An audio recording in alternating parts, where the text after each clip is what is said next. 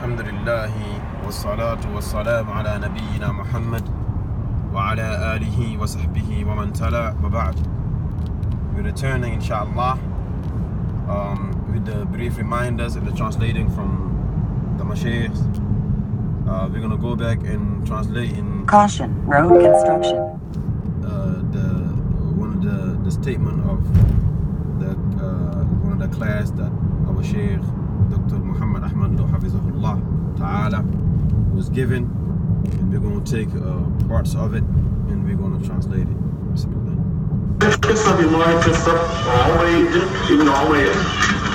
The story right here is the story of Ubayd ibn Umayr. Ubayd ibn Umayr.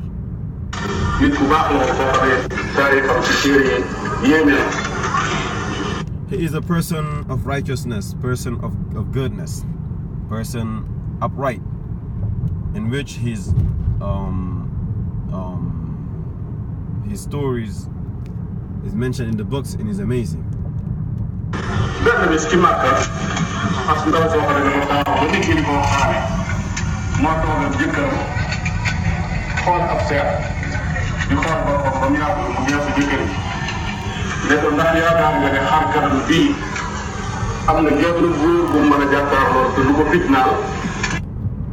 It was a woman in Mecca. She was beautiful, alhamdulillah. She was so beautiful that she became the news of the people in Mecca. They don't do nothing but talk about her and the likes of those stuff. So one day she stood up in front of her husband and she said to the husband, "Do you know anyone that if I am in front of them, meaning if I'm facing them, if I reveal myself to them, there won't be no trial with them, there won't be no fitna to them, they won't try to seduce me? Do you know anybody? You think is anybody can be safe, you know, in my seducement, in the thing that I use to please people? If I put my beauty out, you think anybody is safe from that?"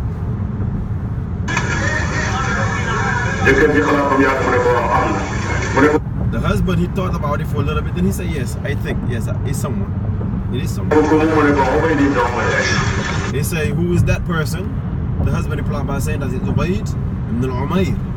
Ubayd ibn Umayr.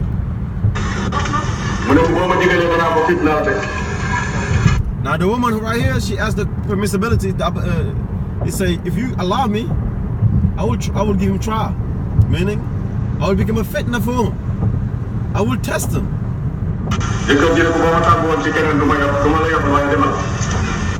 The husband said, "If you ask me permission to try to seduce or test anyone other than him, I will not allow it. But for him, go ahead." Remember, Ubayd ibn Umayr, he is in the masjid, he is in the house of Allah, in the masjid, in teaching.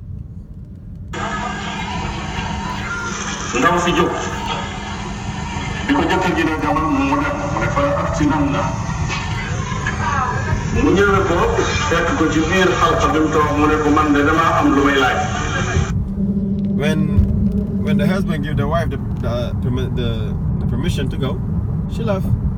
When she came, she find Ubayd ibn Umayr in the khalqa, in the sitting, teaching inside the masjid.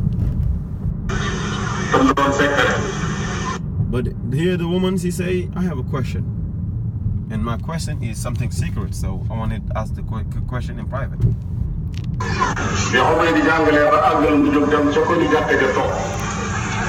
When Ubayd ibn Umayr, when he taught the people until he finished, he went to the side and sat. While he's sitting over there, the woman, she came and she sat right next to him, and she revealed her face and her hair.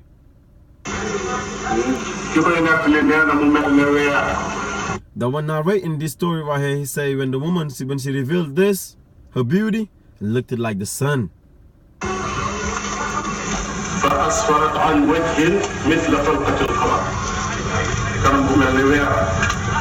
The face was so beautiful, the image was so beautiful, they described it as the sun, meaning its brightness of it and the beauty of it. فقال لها يا أمة الله استكيني ولك يجاو يالا بجور. Our brother Ubaid ibn Umayr, he said to her, "O servant of Allah, O slave of Allah, fear Allah and cover yourself."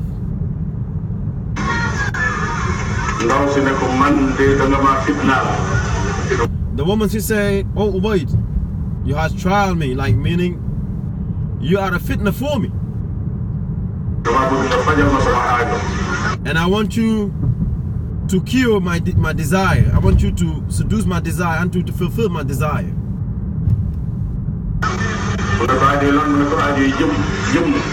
He said, "What is that desire?" He said, "That desire is the desire of me wanting you, meaning I want to have intercourse with you."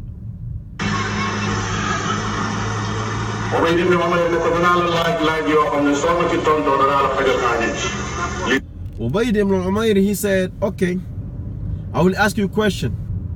After you're done answering my question, then I will fulfill your desire."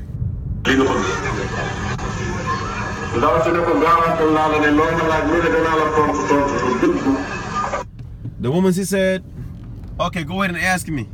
Whatever you're asking me, by Allah, I will answer you with sincerity.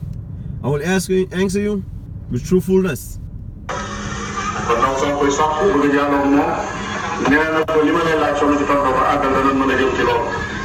Now the woman is asking him something, but he's saying, "Okay, no problem. I will ask you a question. After you answer this, then we can go to fulfill your desire." And the woman, she say, sincere, she will answer the question with truthfulness, with sincerity, no lies in it.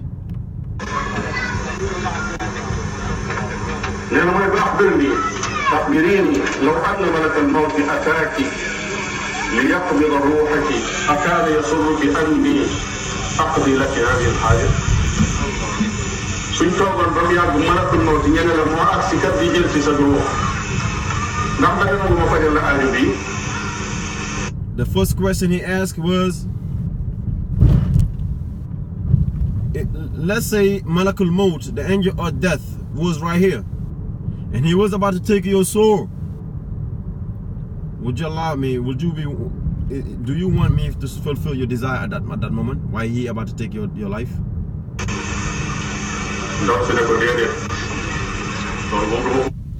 The woman said, "No, indeed, I don't wish that. I don't want that."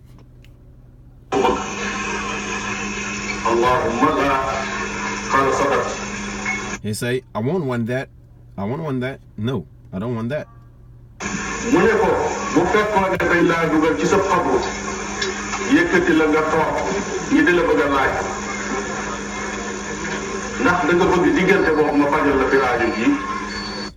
If they pick you up from your grave,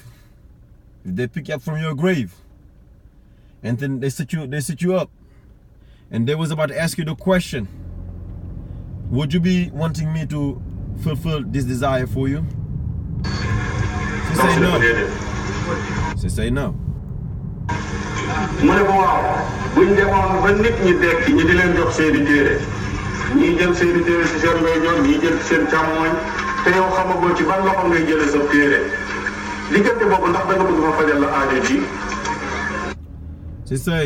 He said, let's say you was about to receive your book, and you don't know you will receive your book from your right hand or your left hand. You don't know if you are misguided or guided at this moment right here or misguided. You don't know what's going to happen. Would you want me, while you waiting, while everybody receiving their book and their left and their right, would you want me to fulfill the desire for you at that moment? She say no.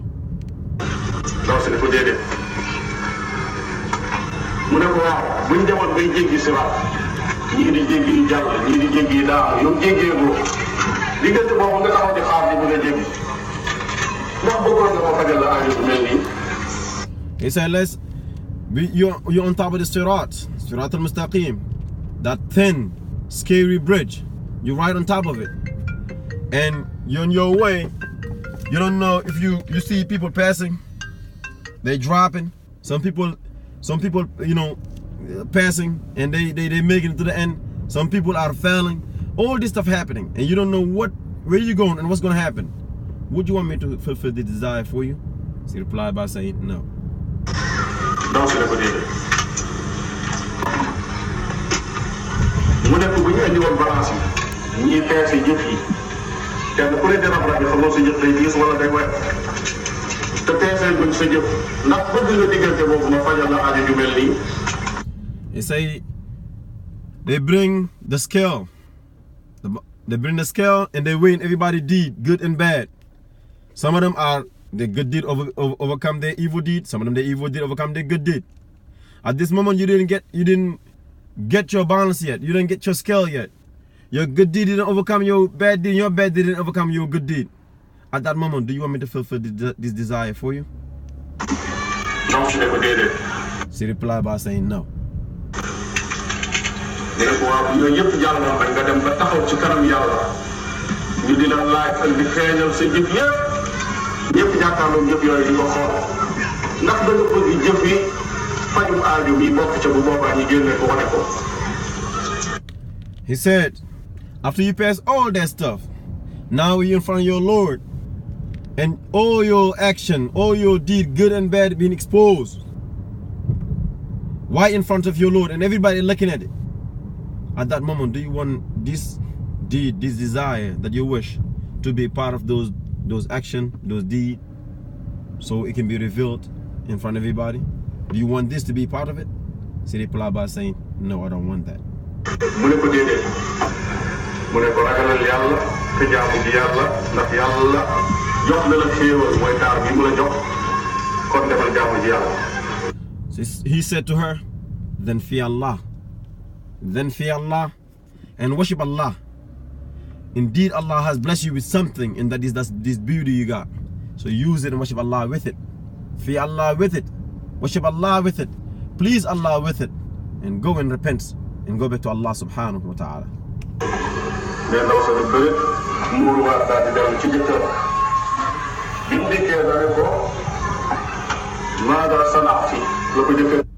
Then the woman, she covered herself back up and she prepared herself and she went back to the husband. When she got over there, the husband said, what did you brought back with you? What did you brought back with you?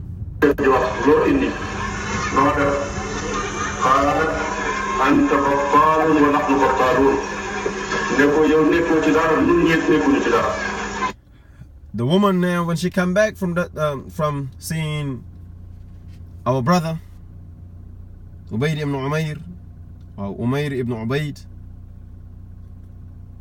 the woman, she said to the husband, you're not in nothing and I'm not in nothing.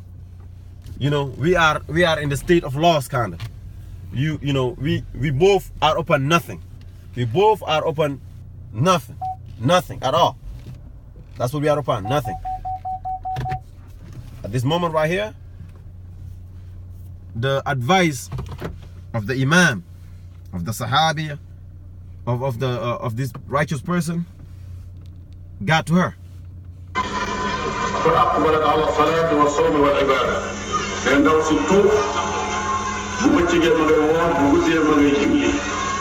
Then the woman, the narrated by saying that she repented. At night, she is praying. In the daytime, she is fasting. And she repenting every day, night.